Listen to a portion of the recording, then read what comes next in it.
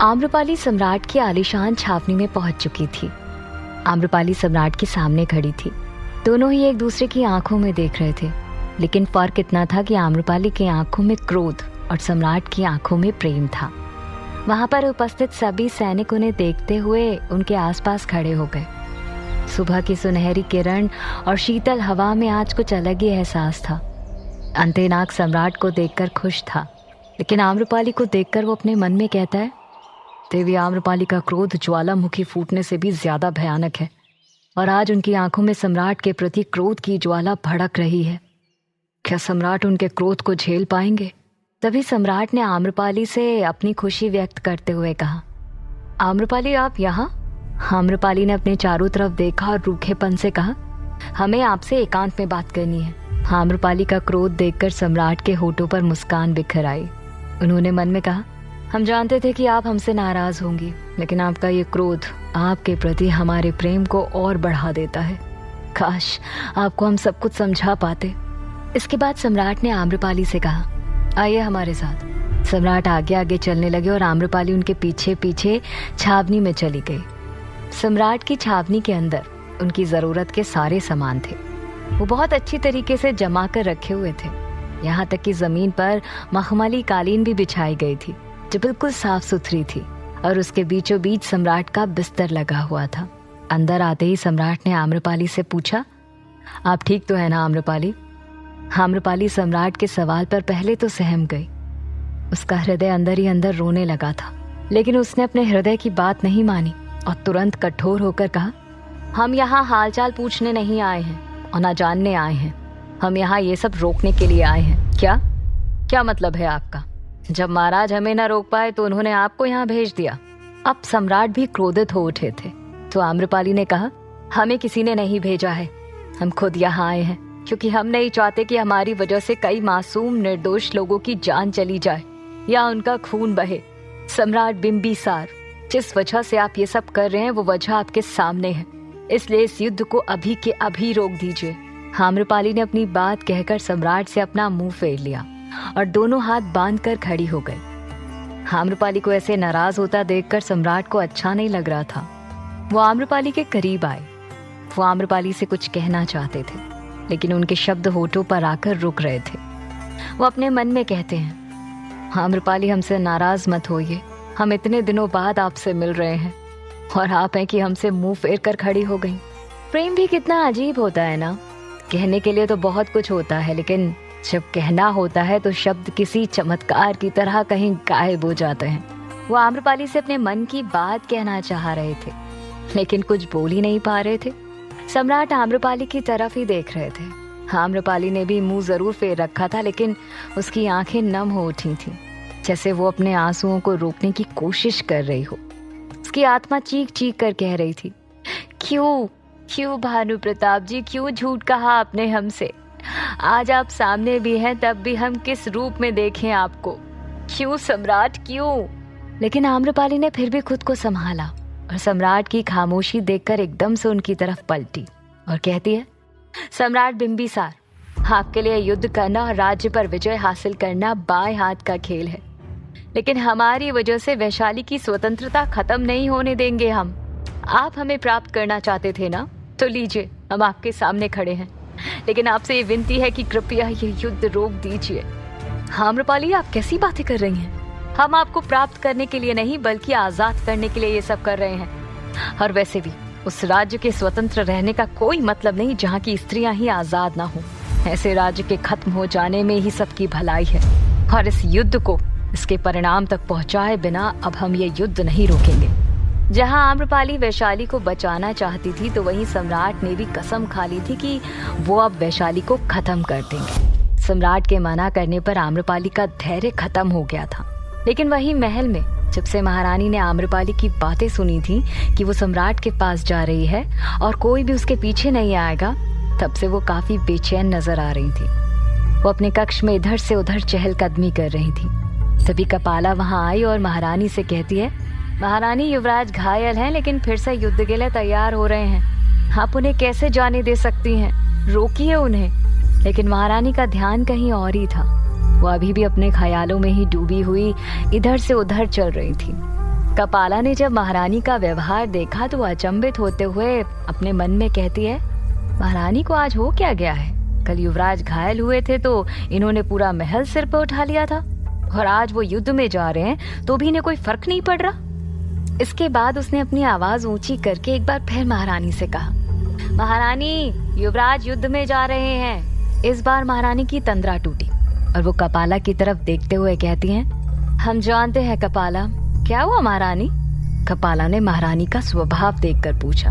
महारानी अपने चेहरे पर मायूसी लेकर कक्ष में रखे लकड़ी के आलीशान आसन पर बैठ गईं। उनकी खिड़की से चिड़ियों के चहचहाने की आवाज आ रही थी। पूरे कक्ष में शांति भरा माहौल था। महारानी ने कहा, कपाला, हम कितने गलत थे। शुरू से लेकर अंत तक हमने हमेशा आम्रपाली को गलत समझा, यहाँ तक कि उसके हर एक कदम पर मुश्किलें खड़ी करते रहे। यहाँ तक कि इस युद्ध के शुरू होने से पहले तक उस पर अत्याचार होते रहे। उसकी जगह कोई भी होता तो इस युद्ध को देखकर खुश होता, पर आम्रपाली तो वैशाली के लिए ही लड़ रही है। इसे बचाने के लिए आज अकेले सम्राट बिंबिसार के सामने जाकर खड़ी हो गई है वो। महारानी आम्रपाली के प्रति ऐसा सोच रही थी, ये सुनकर कपाला अचंभित थी। महारानी आप? कपाला अपनी बात पूरी कर पाती इससे पहले ही महारानी ने उसे बीच में ही रोक दिया और कहा, हम जानते हैं कि तुम क्या सोच रही होगी, कि कल तक हम उसे मारना चाहते थे और आज ऐसा कह रहे हैं, लेकिन ये सत्य है कपाला।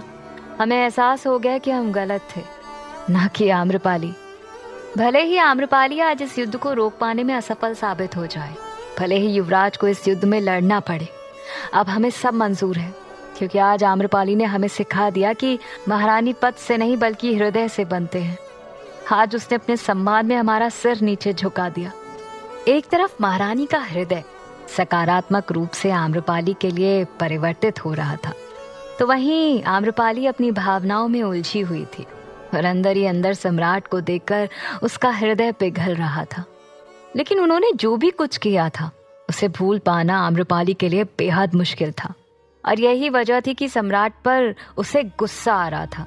सम्राट ने जब वैशाली को खत्म कर देने की बात कही तो उनकी जिद देखकर आम्रपाली ने आगे कहा, वैशाली की तरफ अब आप देखेंगे भी नहीं सम्राट बिंबिसार। आपने युद्ध हमारे लिए शुरू किया था तो आ गए हैं हम आपके पास। हमारे लिए आपने भानु प्रताप का भेष धारण किया था, तो अब बंद कीजिए ये तमाशा और अपने सैनिकों को लेकर वापस चले जाइए। तभी सम्राट ने कहा, एक बात और, आप ये बार बार कहना बंद कीजिए कि हम ये युद्ध आपको पाने के लिए कर रहे हैं। हम बस आपकी खुशी चाहते हैं, और रही बात हमारे भेष बदल कर आने की और आपको कुछ न बताने की, तो इन सब के पीछे कई सारी वजह है। क्या वजह है सम्राट? आपको भला किसका डर था? एक व्यापारी होकर आपने तो बहुत कुछ किया, तो फिर सम्राट का सच सामने आने से या हमें बताने से क्या नुकसान होना था आपका? आपने हमें हर पल धोखे में रखा और अब कहते हैं कि हमारी खुशी के लिए ये सब कर रहे हैं। अगर हमारी खुशी की इतनी ही फिक्र थी ना, तो सच कहना था आपको, ना कि झूठ। यहाँ सम्राट की गलती थी और आम्रपाली जो भी कुछ कह रही थी उचित कह रही थी। इस वजह से वो इस पर कोई भी बहस नहीं कर रहे थे और चुपचाप आम्रपाली की डांट सुन रहे थे। आम्रपाली की आंखें भर आई थी। उसने सम्राट की तरफ घूर कर देखा और उनसे कहा, अगर सम्राट आपकी तरह होते हैं तो हम यही कहेंगे कि आप सम्राट कहलाने के लायक नहीं हैं। सम्राट को आम्रपाली की किसी भी बात का बुरा नहीं लग रहा था, बल्कि वो तो अंदर ही अंदर अपने किए पर पछता रहे थे। सम्राट ने जब देखा कि आम्रपाली की आंखें भर आई हैं, तो उनका हृदय भी कमजोर पड़ने लगा। उन्होंने कहा, आम्रपाली, हम क्षमा के लायक नहीं हैं, लेकिन सत्य यही है कि हमने जो भी कुछ किया सिर्फ और सिर्फ आपकी खुशी के लिए किया। अगर आपको हमारी खुशी की इतनी ही फिक्र है तो रोक दीजिए ये युद्ध, आम्रपाली ने भड़क कर कहा। लेकिन उसकी बात ने सम्राट को दुविधा में डाल दिया था। वो वैशाली के राजा को सबक सिखाना चाहते थे, लेकिन आम्रपाली की जिद के आगे वो असमंजस्य में पड़ गए थे।